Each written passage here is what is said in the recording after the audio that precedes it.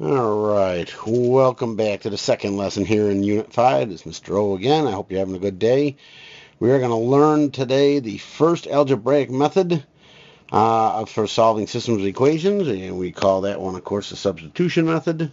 Our job will be to solve systems of equations algebraically by using this method called substitution method. You have seen it before in 8th grade, and you get to revisit it again now, and we might go into a few harder problems in 8th grade. But hang in there, it should come back to you. Alright, as we go into this here, before we actually get it, we're going to go back and revisit again, checking to make sure we already know that the solution here is 4 ones for the following system. Make sure it works. So we plug stuff in again, once again. So we have 2 times, we're going to plug a 4 in here. Plus y is 1, has to equal 9. So you get 8 plus 1 has to equal 9. 9 equals 9. It works in the one equation.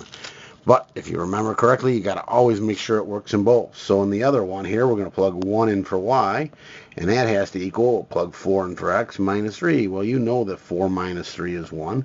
So it sure indeed works for both. No problem. Well, part B, if you want to plug that in and substitute x minus 3 into the first equation, and show that it still works, I'm going to let you do that. It will work. If you have any questions, please ask for that in class. I'm going to go right to the heart and the meat of this, which is part C, solving the system's equations. And this is where we're going to go. Whenever we're doing substitution here, you're looking for like x equals or y equals. And if you look right here, we got a y equals. So we take the part that y equals, which is called x minus 3 here, and we actually replace y in the other equation with that x minus 3. So what you get here is 2x, and instead of plus y, you're going to have now plus x minus 3. Okay, we're replacing that. I'm trying to fix my x here a little better. And that has to equal 9. Okay. Then what do? You just solve it like you normally do. What is 2x plus 1x? Well, that's 3x. And 3x minus 3 has to equal 9. And then you do your little math. You add your 3 from one side to the other because x's are already all on the left. And you'll get 3x then. These are gone. Equals 12. And divide by 3. And when I do that, I get x equals 4. Now, if you remember, we have to have 2 answers. And if you go all the way back up here to the top, the answer is 4 comma 1. Well, what did you figure out? Just the x part. So that is true, and you got part of the answer, but you need the other part. So 4 comma, we know the other part's going to be 1 because they already told us. But how do you do this? Well, take this x equals 4 part, and you can put it back into either equation. Now, obviously, I'm looking for the y since I now know what x is equal to. So if you look at it, isn't this y equals this? I like this equation better. So I'm going to plug it back in right here for that. So I'm going to rewrite this problem. And I'm going to write it over here. Y equals, and it's x minus 3. And now that we know y x is 4, we put it in 4 minus 3. And what's 4 minus 3? It's 1. So there's my y answer. Stick it in. And you've got your answer. There's your solution for this whole thing. So we're all good. We already know it was the answer because they told it to us. But if not, you would then take this answer right here and plug it back into the 2 equations and make sure it works in both. We did that in part A already. So it's kind of like redundant to do that again. All right, let's move on to example 2. Now we're going to get a little practice on these just to show you. So here's the deal with this one, though. If you notice, they're both in y equals form, aren't they? They're both set up perfectly to graph, which, by the way, you could go and graph on your calculator and find the answer and see where they cross from yesterday's lesson, okay? But we're going to solve it using substitution, and I would use the calculator as a good check unless they force you to do it by hand. So here we go. It doesn't matter which one you plug into which. I personally am just going to take this one and put it into y right here. So it means that on the left side, I get 2x plus 5 equals the right side, negative 3x minus 10. I didn't do anything to the right. I just replaced this whole y right here with what y was equal to in the other equation. Now you've got to solve. Well, what are you going to start moving? You can't reduce or combine anything on either side, so you got to move stuff around. I personally, there are more x's on the left because there's 2x, so I would do the opposite of a minus 3x, and I would add 3x to the left side, both sides. So now I get 5x here plus 5 equals, this is gone, negative 10. I got my x's all on the left now, so it's time to move that 5. You could have done that in the last step if you're getting really good at these and do it all at once. So 5x, these cancel, equal negative 15. And your last step, divide by 5. So x turns out to be a negative 3. Now the big error is, kids say, oh, I'm done, I found x. No, you're not done. You've got to remember, you're doing a system equation. You found the x part of the answer. I still have to figure out the y. What am I going to do? I'm going to take this answer and put it back into either one of these equations. It is up to you.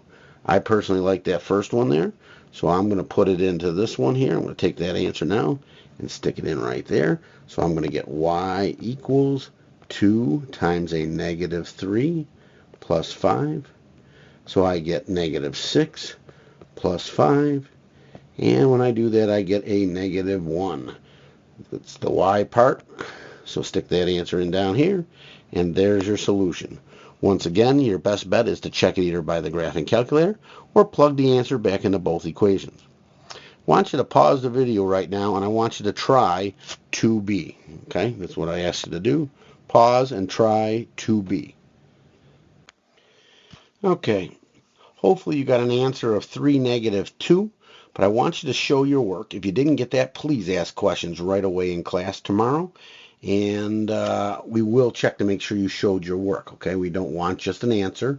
I don't want you just cheating going on the calculator. It's not a multiple choice type question where you could do that. I want you to show your work. So make sure you've done it and you do it right, and we will give you credit for your homework that way, full credit. All right, we're going to move on to the last one. All right, now we have a few word problems. I'm not going to go over all of them, but we're going to go over parts here. We're going to start with exercise 3, and it basically says Max and his father Kirk, are comparing their ages. And it shows that the sum of their ages is 52, and that Kirk is 7 years older than 4 times Max's age. All right, write a system of algebraic equations, and they also want you to solve for their ages, okay? They tell you in part A to let Max's age be represented by M, and Kirk's age be represented by K. Well, we need to write a couple of things. Well, first of all, we know the sum of their ages. So remember, that's the sum of their ages here is 52. So when I'm doing this, well, Max's age is M. Kirk's age, try to fix that, is K. And you should remember the sum means to add. So the sum of their ages is equals 52. There's one equation. The other one we're talking about here is he says that Kirk's age up here, Kirk is 7 years older than 4 times Max's age. So Kirk age means equals 7 years older than, so that's 7 years more than. I like that more than to kick that 7 at the end. You can write it first though, because it's commutative there. But 4 times Max's age, so 4m. So Kirk is 7 years older than 4 times Max's age. And we've got our two equations. So that's part A. Now we want to take those two and solve. Well, once again, we're trying to use this in this lesson here, the substitution method. So if you take a look here, I know what K is equal to. Here, M and K are together. You would have to move one to the other side or whatever if you want to get it in a nice, kind of like that old Y equals form. But here we got K by itself. So let's take that and take this 4m plus 7 and put it in for K right there, okay? So I'm going to rewrite this problem as m plus, instead of K, we now put in 4m plus 7. And then that equals 52. So it's the same first equation, except we replace the K with this 4m plus 7 part. All right, now we got to combine things. Well, you should know 4m plus 1m is 5m plus 7 equals 52. This turns out to be not a hard problem. It's a three-stepper. Move the 7 to the other side. You get 5m equals 45. And then divide by 5. So when you get there, you figure out that m is equal to 9. So we now know that Max here is 9 years old. Okay? But we don't know Kirk yet. Hence the substitution again. We substitute the one part in. Now we're going to take this m, put it in here. You got the other equation for K. So K equals 4 times 9, and then you got to add 7.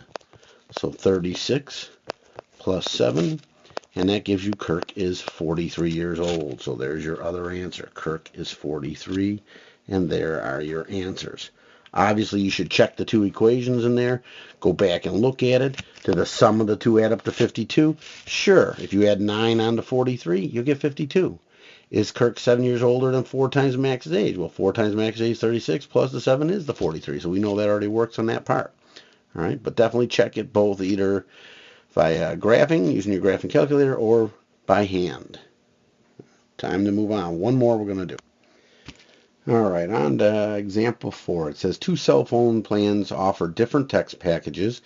They are outlined as follows. Plan A is telling you you've got $5 a month plus 3 cents per text. And plan B is just 10 cents per text. Then there's no monthly charge. So they ask us basically, is there a certain number of texts when the two plans cost the same amount? Determine your answer by setting up a system of equations for the two plans. Well, let's deal with this. We got plan A here, okay? And I want to know its cost for a month or whatever. Well, the cost is going to be equal to what? Well, they got a flat fee of $5, and that's 3 cents per text. So 3 cents for every text means I'm going to take 0.03 times every text. I'll call that T. If you want to call it X, is fine. Plus a flat $5 per month. Since it comes out nice, I'm just going to call it 5. We'll go from there. Plan B, on the other hand, its cost would be equal to 10 cents for every text and plus no startup cost. So I can put a plus 0 in there if I want, or I just write it that way. Now that's setting up your equations. Now we got to solve them. Well, we want to know when the two costs are the same. So the bottom line here is you can set them, if you want, equal each other, or you can use our method here, which is called substitution. And I'm going to take the cost of this one and put it in for that C right there. Because the same cost, they want to know when they're both C's, so two C's are the same. So I get 0.10 cents T equals 0.03 T plus $5. Well, when I go to solve that now, obviously there's more cents on the left with the 10 cents, so I'm going to move the 3 cents to the left. So I'll subtract that off. And I will get 0.07 T equals just 5, because these cancel. That's why we did it. And your last step is to divide by 0.07. Divide by 0.07. So T turns out to be 71, if you use your calculator, 0.42857, blah, blah, blah, and it keeps going. Well, this is a trick question by Mr. Weiler here on his question and that. And the bottom line is there is no perfect set amount like 72 texts. If I was rounding off when about they cross, yeah, they cross right around 71, 72 texts. But the bottom line is that there is no set nice number that works. So the bottom line is you cannot have a fractional text. So the answer is no, because you cannot have fractional tests. And that's what we're going to write down. Have fractional,